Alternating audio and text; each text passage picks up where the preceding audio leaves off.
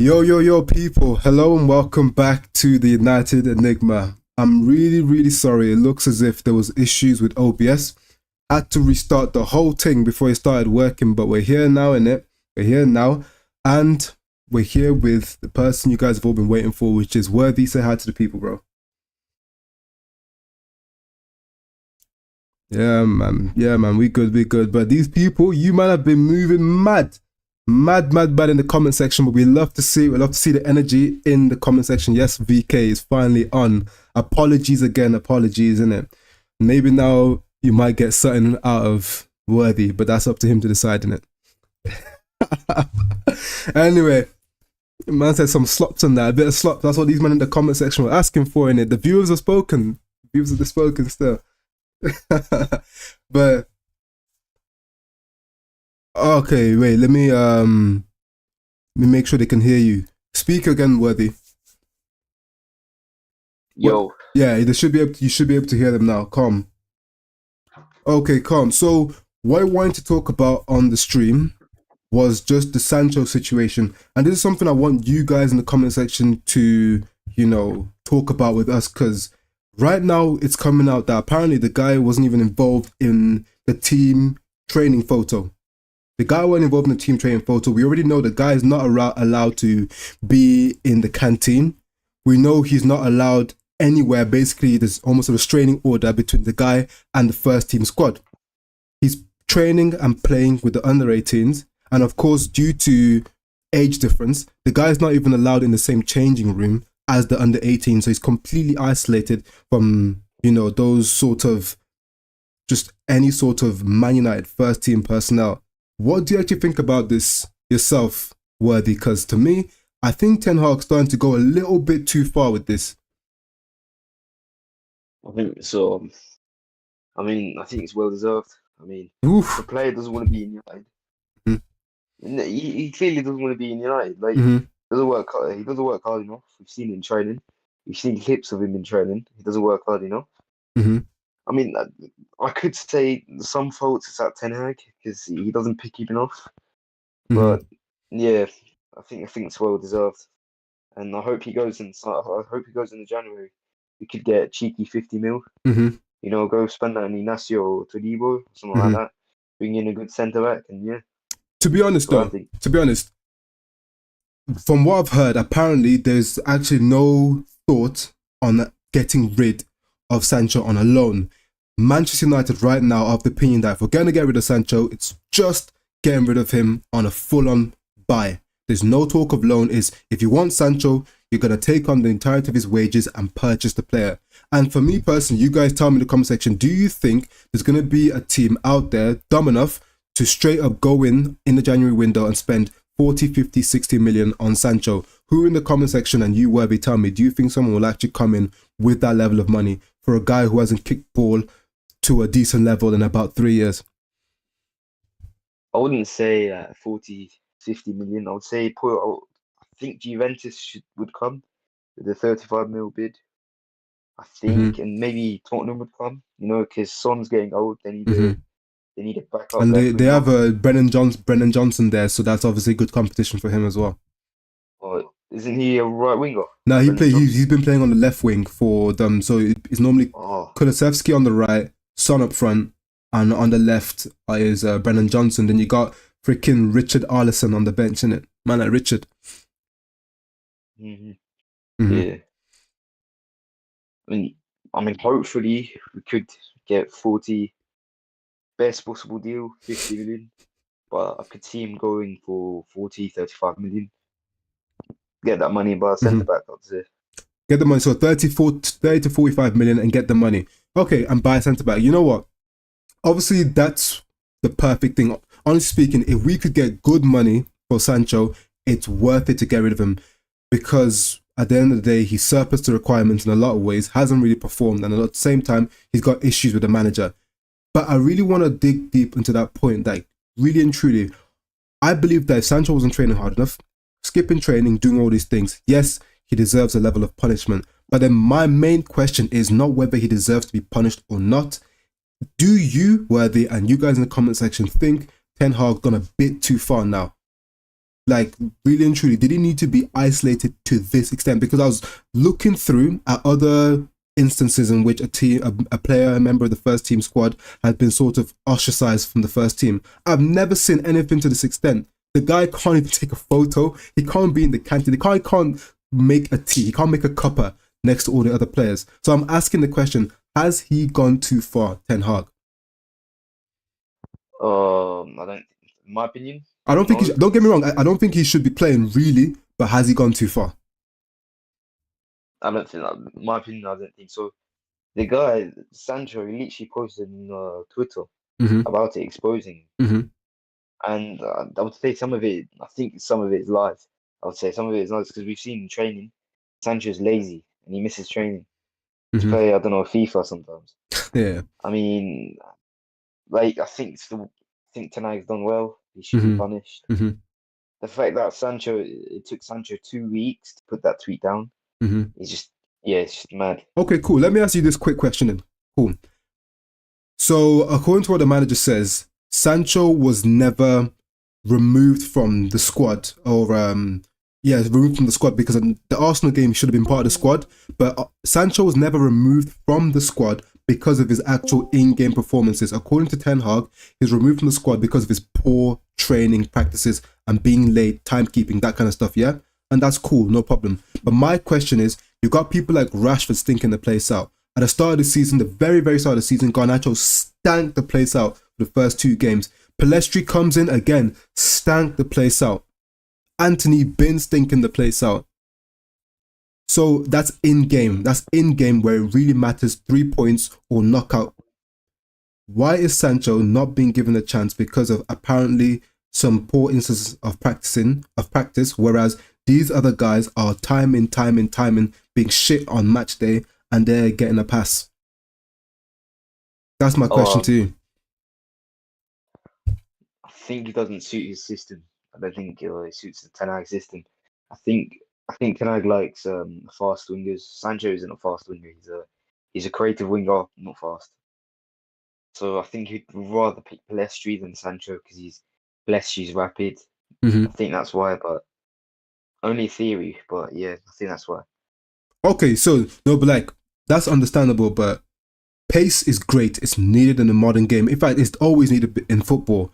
But my thing is, why are potentially what you'd say the more gifted players being kept off the football pitch, whereas the guys that we know are just P&P merchants, haven't really got much talent, are being pushed forward? Are we not Manchester United and we expect our players on the pitch to be at their lead end of the spectrum in terms of technical quality? But these technically gifted players are being pushed out of the team for P&P merchants who actually don't have much technical prowess. I mean, no matter how gifted you are, yeah, Mm-hmm. you still have to work hard in the pitch. Facts. I don't think Sancho works hard on the pitch. Mm-hmm. My man can barely track back 10 meters. Mm-hmm. 10 meters, bro. He can't track back. Mm-hmm. He's lazy. So I could see why Ten Hag would drop him, Mm-hmm. like put someone else. Because say for instance, Pelestri, he actually works hard and tracks goes back. Mm-hmm. Rashford, I think it's just favoritism. Yeah. With Rashford, he doesn't Mm-hmm. track back. I think he needs to sort the thing out with Rashford. That's my only criticism with him. Mm-hmm. Rashford should be dropped by now. Okay. But yeah, I think that's why. Yeah. So I'm just looking obviously at the comment section, seeing what the mandem are saying. I see this comment here from Noble Game, I call him. I'm surprised. Well, he said about Ten Hag before that. He's surprised that he still isn't sacked, probably because he's meat riding the Glazers. And obviously that goes into the subject of Ten Hag has had a negative net spend since coming to Manchester United, which again, that does sound a lot like Glazeronomics to me. Sounds a lot to you, to me as well. This next comment from Zayn. Zayn, in his opinion, says Ten Hag needs to go. I'm not at that stage yet, but I just need to see. We'll get into the Sheffield United game, and I want to actually hear some of you guys in the comment section, and also you, Worthy, what your criteria would be between now and, let's say, the coming games for getting rid of Ten Hag if things don't improve. Noble Gamer again says, Dele Alli didn't give a shit in training. He was still class under Pochettino. What's your opinion on something like that? For example, we've seen mentions of Eden Hazard, who John Obi Mikel came out and said that this guy was one of the worst trainers he's ever seen. The guy did niche in training. In fact, there was talk of him being caught in the changing room. Man was playing Mario Kart on the DS in the changing room. I mean, big up Oh, yeah. Mario Yeah, Kart. I I remember love that. Mario Kart. I'm sure you love Mario Kart. Everyone loves Mario Kart. But in the changing room, I think not. But what happens on the weekend? Puts his football boots on, slaps in the top corner. So, in your opinion, should sometimes not being able to train as well as, let's say, a Pelestri, should that automatically mean that Sancho shouldn't be in the match day? I'm just asking you the question. I mean, I would say what happened with Dele Alli eventually, what happened to Hazard eventually. Mm-hmm. They got too lazy, and yeah, look at them now. Hazard's retired. He can't even get teams to go to. He retired because no teams wanted him. Mm-hmm. Dele Alli, I don't even know what happened to that guy. That guy Yeah, was, he got dusted. yeah, Still, he's dusted. yeah. Don't know what happened. It's a shame though, because he was good. He was good. He was good. Amazing. His hairline at times Yeah, weren't the best, but he was good still. yeah. Okay, so cool. So the question then becomes, what in the summer, why wasn't Sancho gotten rid of? Why did we not get him the hell out of here? Because if you think about it logically, apparently in the January transfer window at the start of the year, we literally put it, and it was known, and it's come out that Sancho said, yo, I'm not trying to be at this club anymore. I can tell that I'm not favoured. Anthony looks like he's your son. You're only going to play Anthony over me, irrespective of form. So I want to go in January. But apparently the news came out that Ten Hag spoke to Sancho and was like, yo, bro, I will play you. You will get minutes in the squad. You will get minutes. What happens? Says, cool. He waits. Gets to summer. He still hasn't played enough football, in his opinion. I'm not saying my opinion. His opinion hasn't played enough. So then there was interest from Tottenham and Chelsea. He's a London boy. Let the man go to London and play football. Get the cash. Could have got Todibo like you love. What happens? We keep the man. He's unhappy. Now the guy's in a war with Ten Hag. You see what I'm trying to get at? Like, now this isn't necessarily just a Sancho Yeah, I see what problem, you're saying. but this is partly a Ten Hag problem, and this is partly a board problem. Get rid of these guys that don't want to be here. Again, because I'm sorry, if Ten Hag was like to him straight up, yo, I don't want you here. I don't want you here. You don't want to be here in January. Let's say we couldn't get him gone in January. Summer, snap your fingers, get rid of him. But instead, Ten Hag's selling him dreams, feeding him lies, and in the summer he said the same thing to him, that he'll get an opportunity, he'll get a chance. What happens? Zero chance. And I'm telling you, that probably has been what maybe sparked this bit of rebellion from Sancho, because he's thinking to himself, yo, you promised me I'd get game time, yeah? And then you don't play me. Then you promise me game time again and stop me from leaving. And you do the same thing again and I'm not playing. So I'm not giving him a pass for what he's done, but is there not two sides to this story? Yeah. I would say, all right, so Ten Hag played in multiple positions. So Ten Hag tried him in left wing, didn't work. He was all right, didn't work. Tried him right wing, it worked. It was all right. He was as good as right wing as left wing. He tried him in attacking midfield. He wouldn't track back. He wouldn't press. He tried him in centre forward in the summer when pre-season. It didn't work. I think it was centre forward. Sancho didn't work at all. He was awful centre forward. Right, Sancho.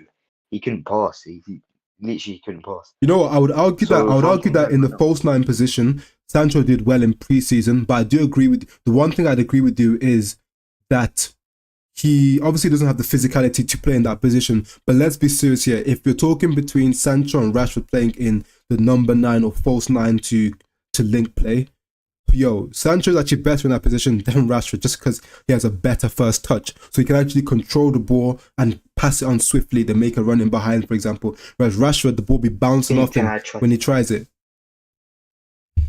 Yeah, I think Ten Hag tried to get rid of him in the summer, but obviously knowing the board, they can't do much. Mhm. Even if they get a bid, they don't know what they do. They don't know what they do with the bid. They don't know what to do with the bid. Mm-hmm. Literally, we've seen it with Harry Maguire and Scott McTominay. They don't know what to do with the bid. I think it was a 30 million bid from West Ham to Scott McTominay. Mm-hmm. I think that was a perfect deal. I think you should have let him 100%. go. 100%. Let him go. If I just briefly touch on this, a couple of comments here. So Kamza here says that Anthony's 100 times better than Sancho. We'll get into that debate in a second. Next thing he said, Noble Gamer said, maybe he sees something in him, as in Ten Hag. Maybe some mind games, Mourinho level shit, but he ain't him. I don't know, Noble Gamer, verify for me whether you mean that Ten Hag's not him or Sancho's not him. Maybe both. So, and then this next comment from the future, he's mentioned that Rashford overrated, 2-month season wonder. So, quickly, so let's touch on the Sancho thing before we go into this Rashford comment. What do you think about Anthony versus Sancho? Who do you think is better? Who do you prefer? Talent-wise, I'd say Sancho, but who I prefer is Anthony because he presses a lot, he tracks back. Some reason when we don't have him in the team, we just fall off. Because I don't know what he does. He works hard all the time, even though he's not very good at 1v1s. Let's say he probably is good at 1v1s, but he was a good last season. Oh yeah. But he still tracks back, and we've seen him. He actually would play right back sometimes, not in the format. Right back. So say like the right back's attacking, the ball gets shot. He would literally go to right back position and play there. Yeah, but you see this, and I'm sure a lot of you guys in the comment section will agree to this. This is the main issue with Man United. Nothing is wrong with what you've just said, Worthy. What you said is right. Obviously, Anthony very much helps us off the ball. Off the ball, he's absolutely phenomenal. Does his work defensively, presses well. He presses both hard and intelligently. He tracks back, does all that good shit, keeps the shape, keeps the width. But the issue is, and you've mentioned Sancho is more technically gifted. He's more technically secure, better at linking up play, better dribbler, I'd say. But then the issue is, why can't Man United make sure that we go out there and get both? Go out there and get both. Someone that is off the technical standard of a Sancho and has the off the ball work of a Anthony. Look at Bernardo Silva. This guy, he works so hard off the ball and he'll play anywhere. I've seen him play for left back for Man City. I've seen him play as a number 6, as a number 8, as a number 10, as a winger as well. Left wing and right wing. I've seen him play absolutely everywhere and he'll work his socks off anywhere he's on the pitch. But at the same time, he's one of the most technically gifted players in Europe. If you put this guy in a phone booth, you wouldn't get the ball off him. He's that good on the ball. To look at. Yet, Man City, what'd you say? You keep cutting off in Discord for some reason. I can like sometimes hear you. Oh, my bad. So sorry if I interrupt you. Nah, my bad. I don't know if you're speaking. It's got. You can hear me now. You can hear me now, though, yeah. Yeah, I can hear you now. Okay, cool. Yeah, so that's the issue. Why can't we get both? Which then comes down to the question, and I'll pose it to you guys in the comment section. Ten Hag's talent ID. Why aren't we able to get the technical elite at the same time with the right mentality and off the ball hard work? I'll pose that to you as well. I mean, you brought a fair point about his talent ID, about his wasteful signings like Mount and that. But yeah, again, Sancho, he wasn't Ten Hag signing; he was Oli signing. That's all I'm gonna say. Fact. It is true. It is true. Yep, it's true. And I feel like Ten Hag's working more with the scouts. Like he's working because we've never seen so much news coming out that we're looking at so many youngers, like the one from Spain, the one from Brazil, the striker from Brazil, centre mid. We're looking at so many young midfielders and strikers. So I think the Ten Hag is working with the scouts, finding the best solution, best players possible. So I think there is an improvement, but yeah. Okay, fair enough. I mean, I do get what you're trying to say, and I get what you're trying to say. It's obviously going to be left to be seen how this sort of thing develops moving forward. I just wanted to touch on this comment quickly from the future. He just mentioned, he says that in his opinion, the midfield which should build is Amrabat, McTominay, and Mount. Now, this comment here needs to be dissected because I can't lie, people are coping so hard and the level of reactionary behavior is insane. McTominay scored 2 Bandulu goals at the end of a game versus an incredibly shit team. And now people are glazing this guy to the point where they want him starting over, in this comment here, clearly Bruno Fernandes, Casemiro and the like. They want him starting over these, man, because he scored. Because think about it. Look, this is the issue that's in the fan base. This is the issue in the fan base. Look, that reactionary nature is never going to get us anywhere, because what has McTominay shown us? McTominay has shown us time and time again who he is. A lot of people seem to think that McTominay's only played maybe 100, 120, 150 games for Man United. He has played around about 230 games for Man United. And what do we have to show for that? If you were to divide 230 over average of, let's say, 40 games in a season, we're talking that 6 full seasons worth of football this guy's played for us. And what do we have to show for it from him? He was formed that dynamic duo, Batman and Robin, aka McFred. He was part of that duo. Yeah?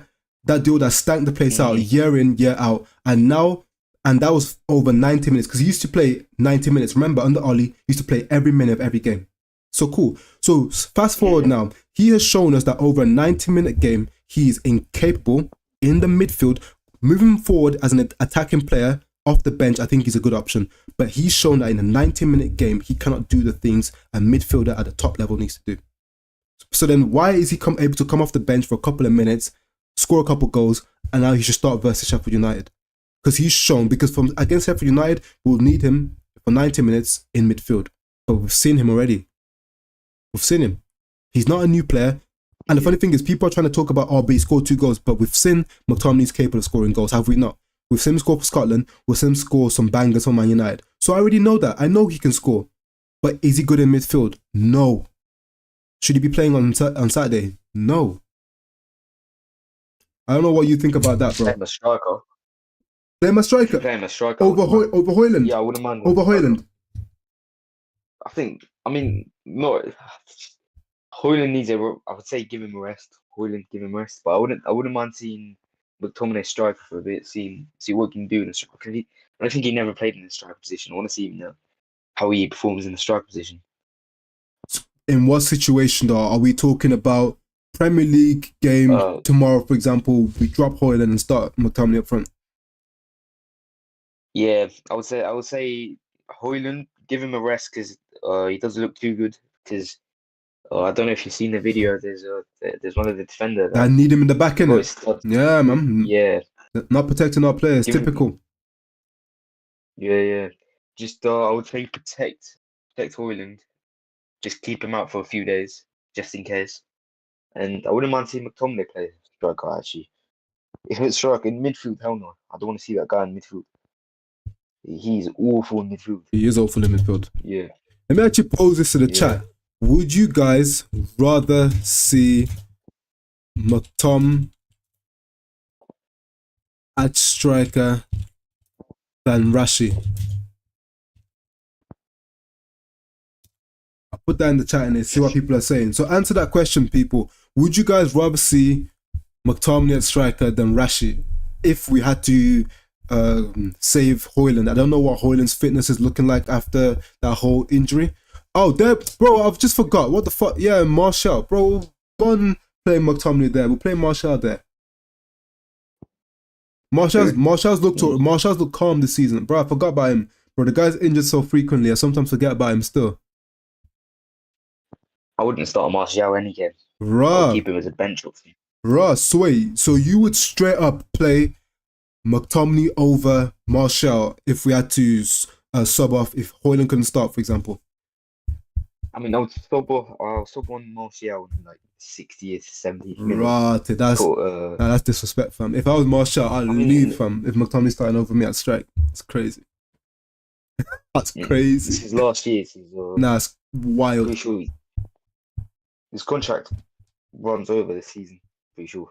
Like, he goes in the summer. Yeah, his contract It is up. To be fair, it would be good to get 250k a week off the books, isn't it? I mean, these men apparently are broke FC, so any money off the books we can take. If we take it, we have to take it, innit? Any bit of money we can get off, have to run with that. But yeah, so if we just go quickly into the Sheffield United game, yeah? What changes would you like to see made in the starting 11? You guys tell me. So the key point is obviously going to be that midfield, for example, and probably that front line. Even the defense, just in general, tell me what changes you need to see being made. I would personally, I Mm-hmm. would play Amrabat, Yep. Mount, Mm-hmm. and Bruno. But yeah, I think Amrabat, Mount, and Bruno centre mid. Mm-hmm. For centre backs, I put Maguire on, Ooh, okay. Maguire and Lindelof. Oh fuck, man. Oh no, actually, Johnny Evans, Johnny Evans. Okay. Yeah. Sorry, I forgot about Johnny. Mm-hmm. I keep forgetting about that guy, Johnny Evans and Lindelof.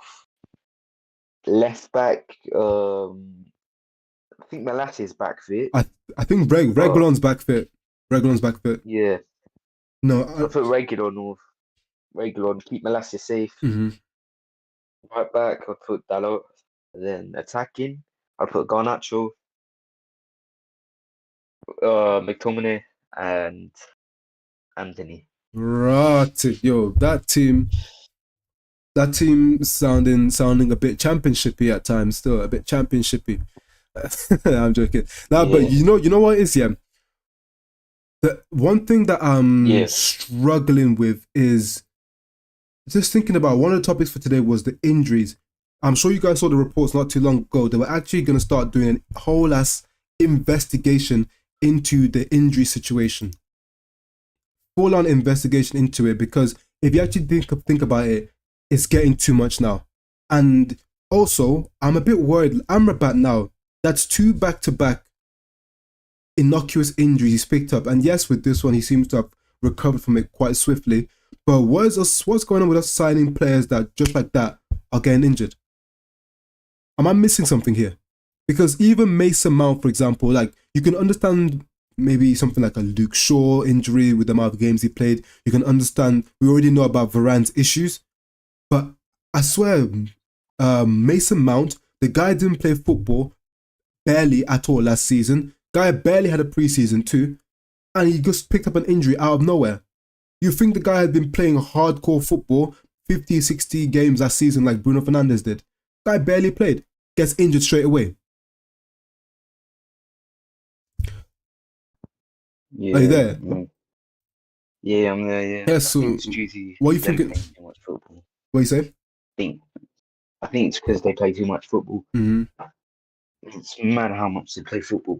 Because But what about I think you need to get rid of the Carabao Cup. what about the people like Mason Mount though, who didn't actually play a lot of football? What about him who, because of Chelsea's poor form, the fact that he wasn't signing the contract, all that stuff, he wasn't really playing much football for Chelsea last season. I don't even know if he played up to 30 games last season. Yet, start of the season, after the Tottenham game, boom, man's injured. Make it make sense. I'm not surprised, and I think this is actually one of the only times I can actually commend Man United for doing something. I think it's decent that we've actually decided to host a full-on investigation, because for a while Manchester United didn't even have a head doctor at the club. We signed the guy from Arsenal who's come in just at the start of this season to become our new head doctor. But for a while now, Man United haven't even had a head doctor leading the medical side of the operation. That's how bad this club is run. We don't even have a doctor leading the operation. No wonder we're picking up injuries left, right, and centre.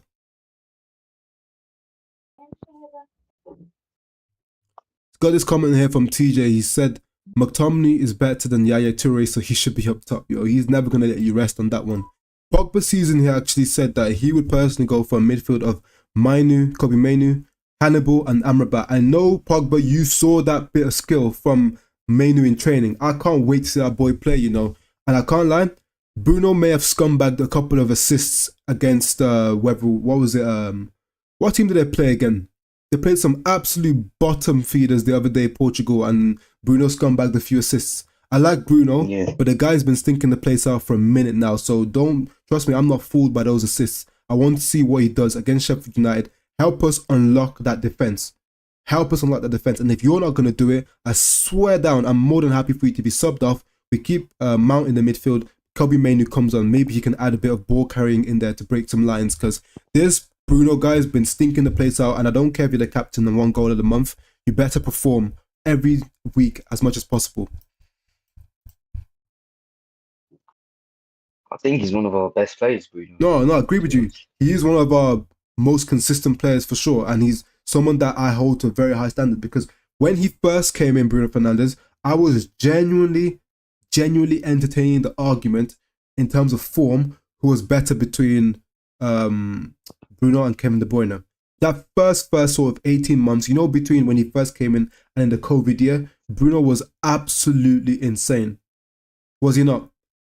Assist after assist after assist, goal after goal is what he basically did, to be honest. Like, if you see his heat map, the guy a lot of the time was more advanced than our striker, who at the time was Martial. A lot of the time, you see the heat map, they'll basically overlapping each other with Bruno slightly ahead. So he was literally given the freedom to make those third man runs like Lampard. But at the end of the day, it worked. But the thing is, what I would say is, even the season after, where he wasn't advancing as much, his goal and assist output was still high. It's just that nowadays, he's not, even when he does get into decent shooting opportunities, Bruno isn't really shooting and striking the ball the way he used to. Before, when he first came in, I was saying to myself, yo, this guy actually strikes the ball probably the best at the club. And his finishing was wild when he first came to the club. Either outside the box, anything inside the box, Bruno was finishing it. But now, his finishing's become slightly hot and cold. He can still do the odd insane finish like versus Burnley, but at the same time, like Tottenham at the end of last season, away at Tottenham, the guy is 1v1 right in front of the keeper. Somehow he finds the crossbar. I don't know if you remember that. Yeah. So I don't know what's going on with some of these, man. So actually, AJ goes McTominay, Gore, and Hannibal. Yeah, I think you've been smoking, to be honest. You've been smoking something. So Pogba season goes, I want Bruno sold. So tell me why, Pogba. Why do you want Bruno gone? Would you get rid of Bruno? Because I know that's something that is quite a lot of fans at the moment have that opinion that they would actually sell Bruno Fernandes. Do you want him sold? Or would you consider selling him? Because I actually phrase the question like this. Would you consider getting rid of Bruno if we were able to get younger, adequate replacement? Because a lot of times people say that, but who out there can we get who can, offer the same things Bruno can, in terms of high output, sort of in the mode of a Kevin De Bruyne, but obviously not a Man City player. That's the thing. Most people say that I can't think of anyone who can replace Bruno Fernandes. So then they just sit on Bruno and say, cool, we'll keep the guy. So in your opinion, would you replace him if you could click your fingers and get an adequate replacement for a good price? Or would you say, nah, or do you think he's irreplaceable? I mean, I wouldn't sell Bruno now. He's only hit his 30s. So if we get 100 million bid, like a ridiculous bid from Saudi, I would sell him. Mm-hmm. But for now, I would keep him actually. But if we had to sell him, I would agree with Pogba's season. I would get words. Mm-hmm. So I would get words actually. You know what? I've heard that whenever I mention this whole thing about Bruno Fernandes, I've heard I think his name's Florian Wirtz. I've heard his name mentioned quite a bit whenever I speak about who out there provides a high goal output or whatever. And like your Pogba season and yourself has said, people do mention this Wirtz guy. Do you know much about the player? Because honestly, I haven't watched much of Wirtz. Is he that guy? Really? I haven't watched much of him either. I think I watched one Leverkusen game. His passing's good. I think I'd say. I'd say his passing good. Don't you think someone would have snapped him up now if he was all that? Because really and truly, that type of player is something that I'd assume most clubs would want. Most clubs would want someone that can provide high numbers of goals and assists. So if he was that guy, how is he not essentially, has he not been bought yet? Why is he still in the Bundesliga playing against them farmers with the high lines? To be honest, I'm surprised no one's got him yet. Because let's still get statistics. Yeah, I'm not a statistics person. Now go on. Now tell me. This guy, he's 20 now. Mm-hmm. When he was 18, he got 7 goals and 10 assists. Okay, yeah. Wait, he's only 20? Oh shit, now he's younger than I thought still. I can't lie. He's younger than I thought. Yeah. So that's what, literally when he was 18, he got 7 goals and 10 assists in 24 games. In my opinion, that's mad for an 18-year-old. Mm-hmm. Yeah, it is. That is good. Especially like comes off from the bench. Mm-hmm. No, that is good. That is good. Yeah, that is impressive still, to be fair, that level of output at that age. Yeah. Maybe it's just the age factor why he's still there. Or maybe people have seen what happened with Kai Havertz and assume he's in a similar mode because he was sort of Kai Havertz was like a number 10 or more like a false 9 type of player who was in the Bundesliga and absolutely ripped up in terms of goals and assists, and then came to the Premier League and the guy died in it. So To be fair, Xavi Simons could be a decent option to look at. And you know why it's decent? Because he fits the criteria. Do you know what criteria I'm talking about? Yeah. Do you know what criteria I'm talking Yeah, about? he can play multiple positions. That's not the criteria. Pardon? He fits Ten Hag's criteria of he's Dutch, played in the Dutch league. He perfectly fits Ten Hag's criteria because to play for Man United, you need to have some sort of affiliation, some sort of a link to Ten Hag. Florian Wirtz, I don't really see the link, but Xavi Simons, I see the link. In fact, about a couple of weeks ago, I actually saw a story that during the summer, Ten Hag put it forward to the board to actually go in for Xavi Simons, and we actually obviously didn't go for it. But honestly, Pogba, I think that is actually a good option, and it's quite realistic because I think the manager will definitely be interested. He's Dutch, played in the Dutch league, and we've actually looked at him before. Ten Hag would love him. Yeah. Noble Gamer here has just said, I think you guys need more experience rather than youngsters. Do you agree with that? Do you think we need to, the players we should be going for now, moving forward, should be more experienced, or do you think the younger players is calm? We need a balance, I would say. Like a balance of experienced players and young players. Okay, so let's say we. So I wouldn't say. Sorry. So I was just gonna say quickly. So let's say we were to bring in 4 signings next summer. How many of those would you want to be young? How many of those would you want to be older? But don't say 2-2. Oh, alright. So personally, so are we talking young, 23, 18? Yeah, young, yeah, 23, yeah, 23 to 18. So basically PFA Young Player of the Year candidates kind of thing. I would say 3 youngers, 1 experience. Okay. That's okay in your opinion. In my opinion. Noble Gamer thinks that more potential. Yeah. I agree with you actually. I mean, because if I look through it, if I had to sign just 1 experienced player, what position would I want that to be in? Oh, okay, yeah, that's the question for you CDM. then. So it would be in this another CDM then, yeah. Another central. Yeah, but what about players like, I don't know if you've heard of this guy called Fernando Redondo, the great Argentine player Redondo's son. He's a mad promising CDM. There's loads of promising CDMs out there that are still, below the age of 23. What's his name again? Fernando Redondo, something like that. No, Federico Redondo. Let me look at it. Noble Gamer. I've never heard of it. Noble Gamer says he would get the experienced player as centre back. So I believe Todibo, isn't Todibo? I think he's 23. Todibo's 23. Yeah. So Noble Gamer, to you personally, do you think 23 years old is as experienced as you would like for a centre back? Because obviously we're linked to Todibo and he's 23. Or would you be more looking at someone 24 and older, maybe like a Tapsoba, who currently is 24, by the time we sign him, he'll be 25? Is that sort of the age category you're looking at? Or would 23 still be okay? I mean, for Todibo, I think he's more experienced than Tapsoba. Because Todibo's played with Barcelona. Yeah, he has. If you can remember. Yeah, he's played with multiple clubs. I think he's got that experience in multiple leagues as well. So I'll say he's more experienced than Tapsoba, in my opinion. But you know what? Yeah. To be honest, my dream. Older. Yeah, sorry. Yeah, go on. Sorry, Karen. No, you go.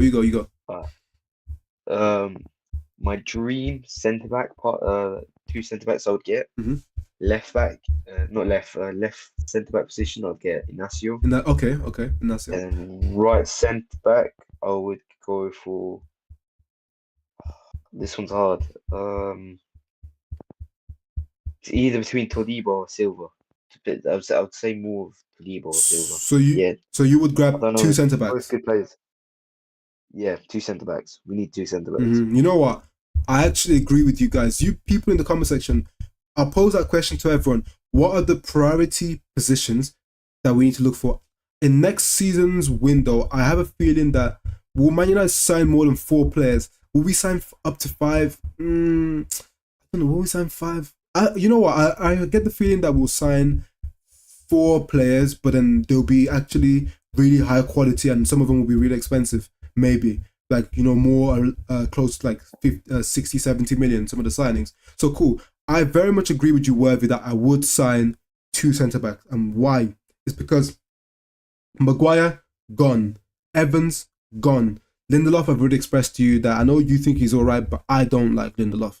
And you know what? Honestly speaking, we need him as far into the bench options as possible. So we need to fill that squad in the centre back area with enough bodies that it pushes Lindelof back in the pecking order, because the guy is not good enough. There's an issue with obviously Varane's fitness as well. So now we've just talked about 3 centre backs. Varane, fitness. Maguire will probably be gone next year. Evans will definitely be gone next year. Leacher, will he be the Leacher we all love and remember when he comes back? That issue to the metatarsal is something that keeps players out, 1, for a long period of time, and 2, a lot of the time the players never return to be who they were before. It's happened. If you look at the reports on that injury in football or any athletic sport, it ends careers in terms of you'll never reach your peak again. So cool. We have a left centre back. Our only proper left-footed left centre back is gone, essentially, and we don't know if he'll come back properly. We've got all these other issues. Cool. Put that to one side. So like you said, Goncalo Inacio, I'd love to get him because that's a left-footed left centre back. Boom.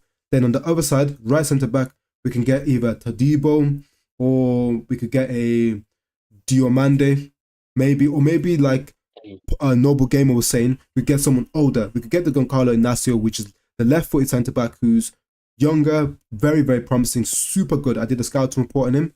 Then we get a right centre back who's maybe 26, 27 in sort of the prime years, but it's still very, very good. Sort of how what team bought Skriniar recently? Do you know what team bought PSG? PSG. It's something like, I think Milan Skriniar is maybe in his mid to late 20s, something of that mold. Someone who's at almost at the peak of his powers already. Probably got another 4 or 5 years at the top. What'd you say? Delete could be an option. Yeah, maybe. Well, that again, I wouldn't be surprised if he went for Delete. He fits into Ten Hag criteria. Played for me before, is Dutch. I know all about him, so I wouldn't be surprised. But Goncalo Inacio, he is so good. His ball carrying ability is wild. Wild. If you look at his stats, he's in the 99th percentile for his ball progression in terms of carrying. So he's one of the best in the world already at his age, carrying the ball.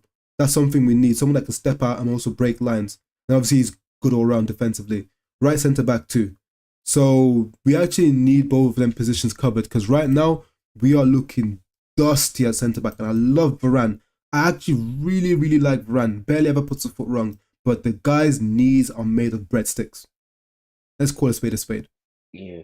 Yeah, man. I mean, if we get Sir Jim Ratcliffe, yeah. Oh, they're a fucking rap, fam. Yeah, I'm telling you this from now. If we do get Sir Jim Ratcliffe, just expect like loads and loads and loads of signings so we can win over the fans. That's what I would say. I would say like loads of expensive and good signings. You know what? Yeah. Probably. Like, go on. Yeah, sorry. No, go on. I mean, I still think we're gonna get Qatar somehow. Still believe. You know, keep your hopes up. My belief is starting to increase a little bit. I can't lie, just a little bit. Especially since this whole delay with the Ineos takeover. That's reignited my belief that we could actually swoop in and do something. Because why are there delays when it should be clear cut? Other guys withdrawn. It's just you and I. The Glazers want to stay. 25%. Blah blah blah. You've been sucking off Jim Ratcliffe for the past few days now. Why is he not in the role yet? Then why are there still further delays? What are the delays for? And at the same time, there's a feeling. Yeah, go on. No, go on. You tell me, because I want to know. There's a feeling going around that all this delay is for the Glazers to give an opportunity for Jassim to bid again or come back with a bid again. Okay. To be honest, I don't think 92 Foundation is completely out. I think what they meant by withdraw, I think they meant they withdraw their bid. And they're not going to bid again, and they're ready to leave the progress. Because if they left the progress, a statement would come out from the 92 Foundation themselves, and it's not the thingy. It's not this NDA bullshit. It's the thing, because if it was NDA, the Ziliakis guy would have Yeah, I remember. NDA. You know, I would ask you, because I know you know a lot about this stuff, innit? So what about in the event that okay, so cool, you mentioned that they'd have to come out. So since you know quite a bit about this stuff, do they genuinely have to come out though? Is that a prerequisite? Like, if you do leave the process, you're no longer out there actively trying to purchase Manchester United off the Glazers. Do you 100%? Is it like some written in stone somewhere, like the Old Testament or something? Is it written in stone that they have to go out there and go and state to the public, we're not interested, we're no longer going for Man United? Do they have to do that, or is that something where that people think they have to do because other companies have done the same thing? I think they have to. I think they have to come out with a statement saying, because we've seen in the reports, the loser comes out with a statement first, saying they've left the process or something, they've lost. The loser comes out first, and Mm-hmm. so far, Sheikh Jassim hasn't came out and said he lost Mm-hmm. or any sort of that. So I think that's I think I think there's a mix up between what's going on, and I do think Qatar are going to bid again. So I did watch this thing, Mm-hmm. a podcast. I'll send it to you later, actually. Calm. There's these men. Some say they're reliable, some say they're not. They're saying that Justin's going to bid again, Okay. but yeah, again, to be honest, I think there is a chance Justin will come back with a bid again. I mean, if you have you watched the Harry Panero video, Nah, his I ain't seen podcast? that, bro. That guy's been pissing me off. I can't lie. He's talking too much. But what happened on this podcast? What was he Yeah. saying? All right. So he said he got links with the Qatari family. When I watched his podcast, he didn't say that. He didn't say that the guy told him Justin withdrawn. He just said Glazers agreed. So, and Harry Pinero, looking at his body emotions, he looks happy, he looked calm, he looked well.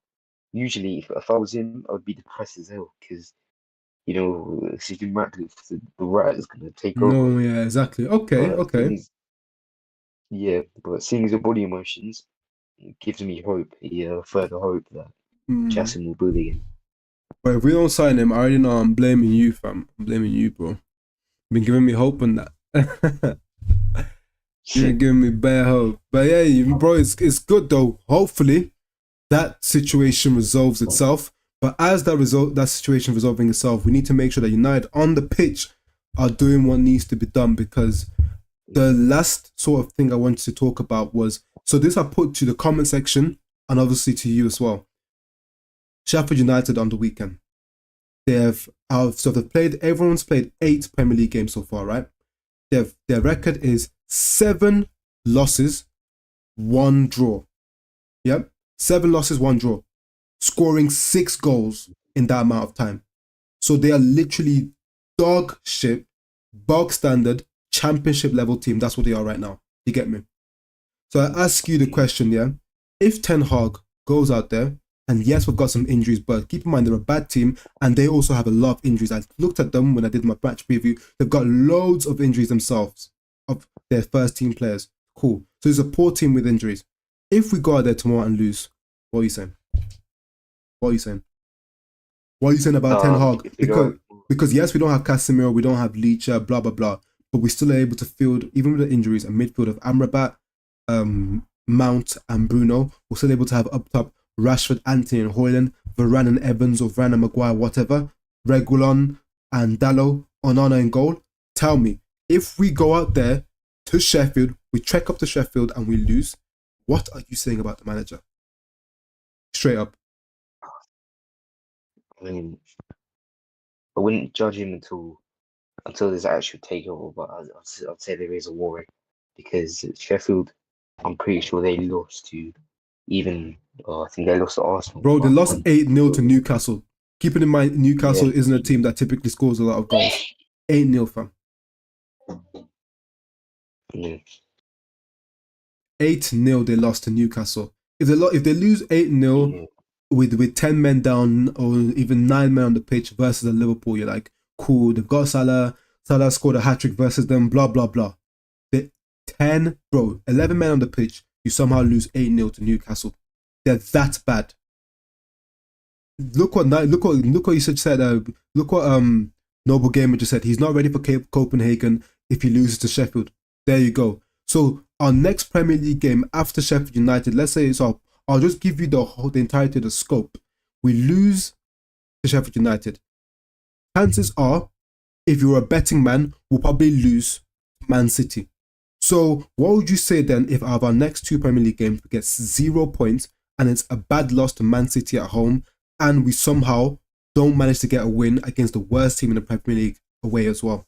Because it's more than capable based off our away form. Poor City to one side, they're just something on another level.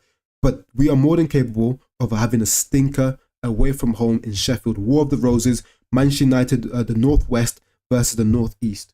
The War of the Roses, Sheffield, Leeds, all those sides hate Manchester. Them lot could turn it on that game away from home. The crowd are up for it because Man United are in town, and somehow we lose 1-0. We lose 2-1. They stink the place out. Then we go and get pumped by Man City. What are you saying then? Because yes, I fully agree with you. There's issues at board level. Where is the director of football? Where is, even like I mentioned before, where is the head of medical operations at the club who's just been brought in? All these issues and not the right football structure in place. Poor owners. Yes, I agree.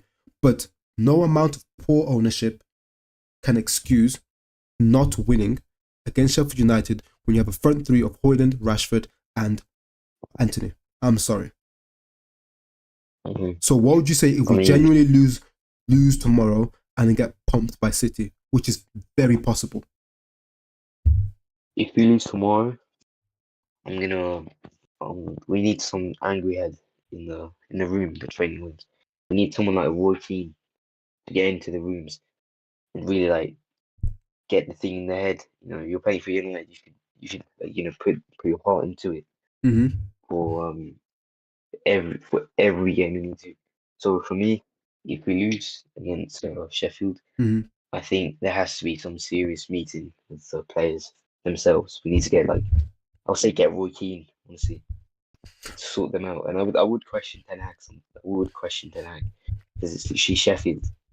They're literally the bottom of the table.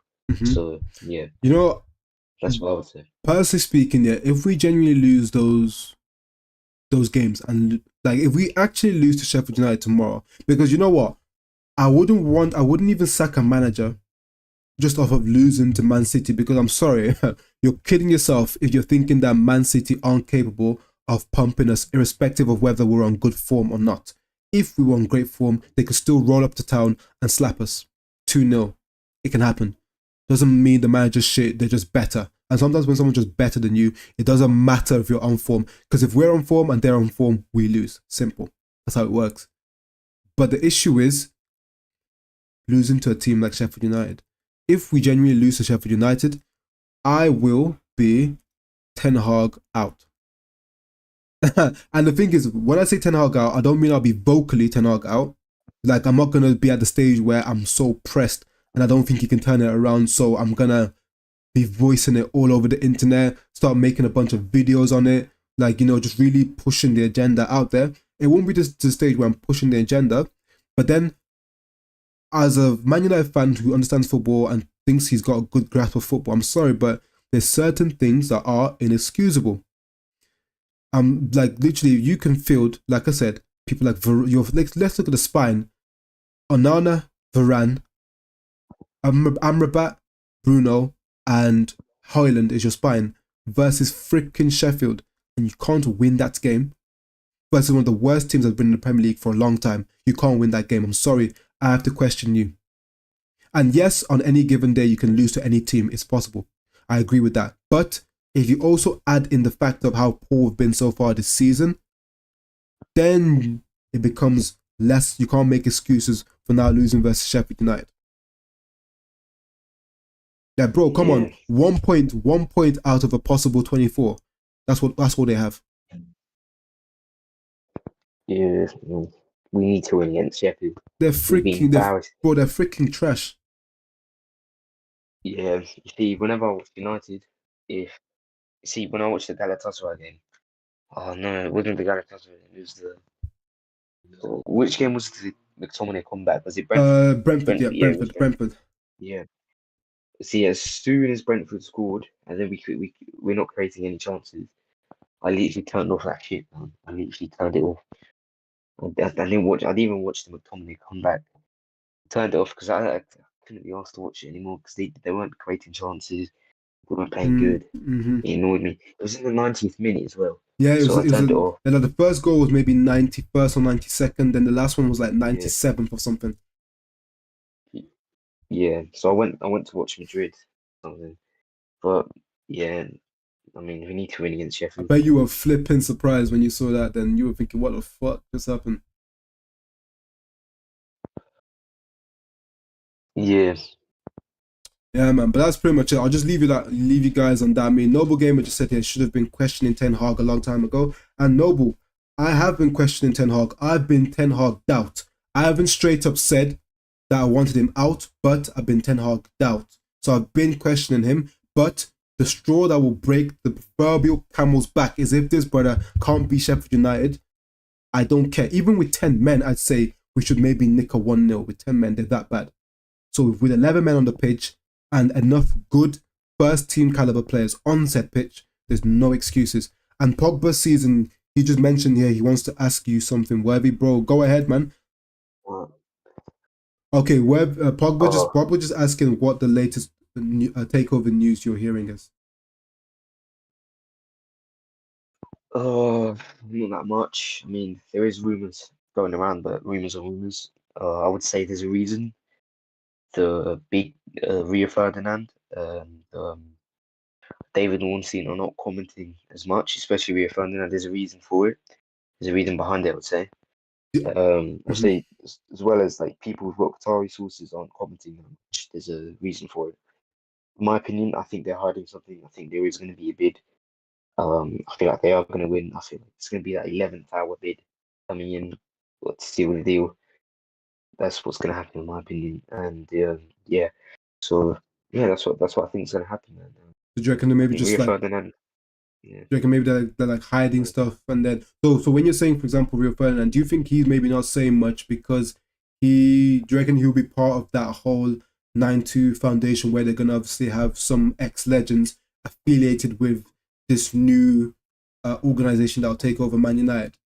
Do you think that maybe since he's gonna be mm, affiliated, he sort of stepped back from kind of making comments because he's actually gonna be part of operations moving forward in some capacity? the guy who I talked to Mm-hmm. said Rio Ferdinand isn't involved with Oh, he isn't. the whole 90. No, no, he isn't. He just Oh, talks it. okay, he isn't. He's Okay, against them. first, first. He won't get a role if he's just a speaker for them, I'd say. The people who get a role so far is Yeah. David Beckham, Was it as Gary? I'm Was it aware. Gary Neville as well, or was it just Bex? I think it's just David Beckham Just so David far. Beckham. Beautiful. They're looking at United legends, but have a business behind them. Like David Beckham's got a business behind him. Ah, They okay, looked at okay, okay. That makes more yeah, sense. That makes more sense. they looked at Van der Sar because he's got business records behind him. Mm-hmm. But yeah, that's what they mean. I think Rio Ferdinand didn't come and speak that much because his sources are hiding something from him. Mm-hmm. Say Tyrese are like really quiet. There's a 10% chance you get something from them, unless you're like Rio Ferdinand. You can ask whatever you want Mm-hmm. from them. So say they're being quiet for now, but that's a good reason they're being quiet. I would say that's a good sign they're being quiet. Unless, Okay. yeah, And there you go, Pogba. Then that's the little update from the man Worthy. And anytime you want a little bit of news on the takeover, you come to this man here. That's what everyone be doing, man. He's the man for that one. So again, love Worthy for coming on and giving me your time, coming on stream and supporting the thing. Again, you guys in the comment section below, for everyone that's watched the stream, look out for the link to the Discord server, the Stretford Royals. Join us. You'll be able to chat with the people, find out everything to do with takeover news, general Man United chat, and also if you want to come on the channel because you have something to say, whether it's Ten Hag in, out, shake all about, anything like that, feel free to come through, slide through, and we can have a chat just like Worthy and I are doing right now. And is there anything you wanted to say, Worthy? no, thank you for bringing me on the show. I No enjoyed it. worries at It was all, an hour. man. Anytime, G. Anytime, man. I love to people in the comment section. Thanks for the support and love Worthy as well in a bit, fam. Thank you.